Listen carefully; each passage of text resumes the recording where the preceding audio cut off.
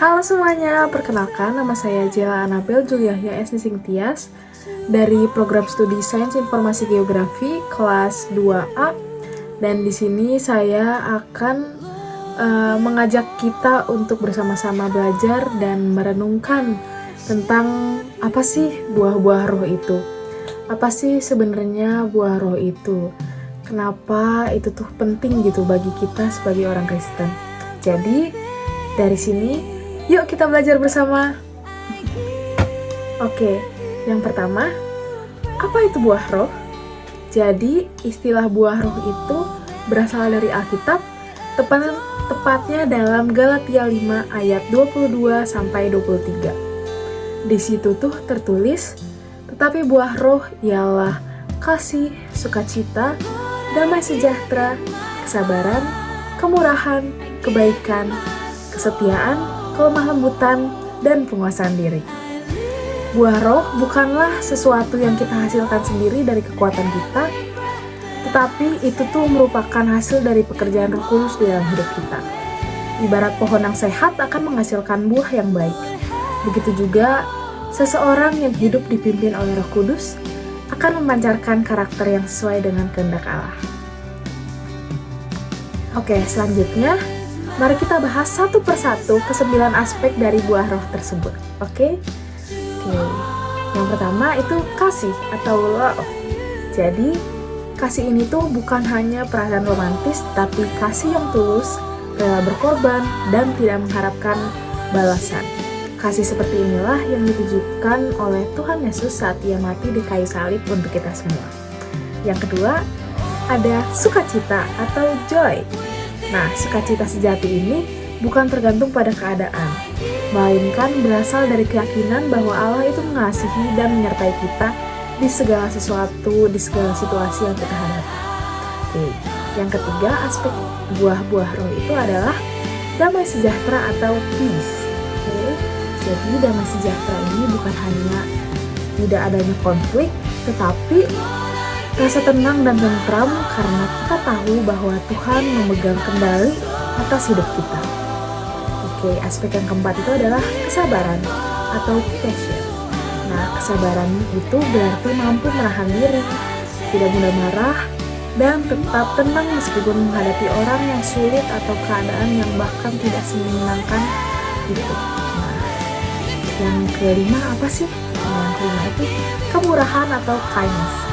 Jadi ini tuh berbicara tentang hati yang lembut dan sikap penuh kasih terhadap sesama, khususnya kepada mereka-mereka yang sedang mengalami kesulitan. Mau nggak sih kita mempunyai kasih yang begitu besar terhadap sesama? Oke, yang keenam itu ada kebaikan atau goodness. Kebaikan ini adalah tindakan nyata yang menunjukkan kasih dan integritas. Melakukan yang benar walaupun sekalipun itu tidak populer, tetapi ya kita mau gitu untuk melakukan sesuatu yang benar atau positif. Nah, yang ketujuh ada kesetiaan atau faithfulness. Kesetiaan ini tuh artinya dapat dipercaya, konsisten, dan setia, baik kepada Tuhan maupun juga kepada sesama. Yang kedelapan itu kelemah lembutan atau gentleness. Ini adalah kekuatan yang terkendali. Bukan berarti lemah, tapi mampu bersikap lembut walaupun kita punya kekuatan untuk bersikap keras. Nah, yang kesembilan adalah penguasaan diri atau self-control. Ini tuh adalah kemampuan untuk mengendalikan diri dari godaan, emosi, atau hal-hal yang bertentangan dengan kehendak Tuhan. Nah, dari ke-9 aspek buah-buah roh itu, apakah kita mau melakukannya? Tentu saja, ayo kita melakukannya. Nah, selanjutnya saya akan membahas kenapa sih buah roh itu penting. Jadi, buah roh itu tentunya tanda-tanda kita dalam mengalami pertumbuhan rohani. Kita bisa aktif di gereja, kita tahu banyak ayat atau sibuk pelayanan, tapi dengan tidak adanya buah roh, hidup kita tetap saja tidak mencerminkan Kristus.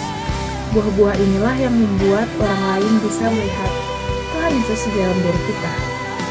Nah, bagaimana sih cara menghasilkan buah-buah roh itu gitu di dalam hidup kita?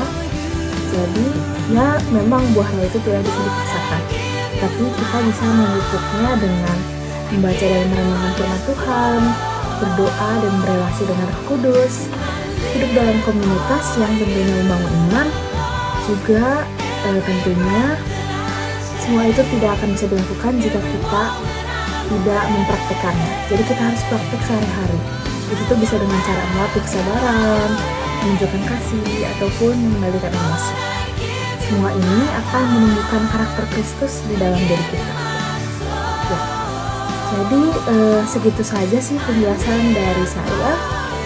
Jadi teman-teman, marilah kita hidup dipimpin oleh Roh Kudus setiap harinya.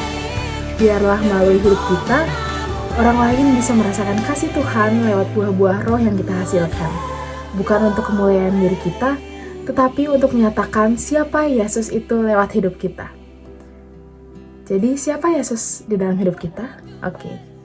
Terima kasih sudah menyimak. Tuhan memberkati. Saya Jela Anabel, pamit undur diri. Bye-bye.